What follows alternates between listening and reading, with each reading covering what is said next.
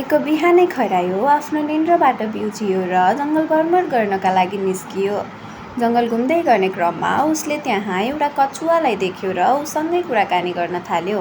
कुराकानीमा कछुवाले आफू आफ्नो साथीहरूसँग भ्रमणमा आएको कुरा बतायो र उसलाई आफूसँगै आफ्नो साथीसँग भेटाउन लिएर गयो। उनीहरूले त्यहाँ धेरै गफ गरेर सुतिरहेको भालु कहाँ पुगे। भालुसँग पनि कुराकानी गरेर उनीहरूले अन्तिममा सँगै घुम्न जाने निर्णय गरे र एउटा नक्सा कोरे।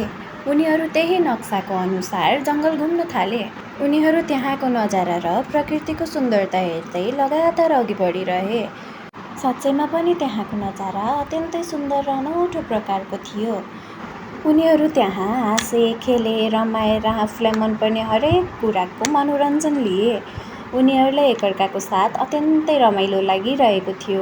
रातिको समयमा त्यो जङ्गल अत्यन्तै सुन्दर देखिएको थियो, त्यसैले उनीहरू सबै त्यहाँ गएर रमाइलो गर्न थाले।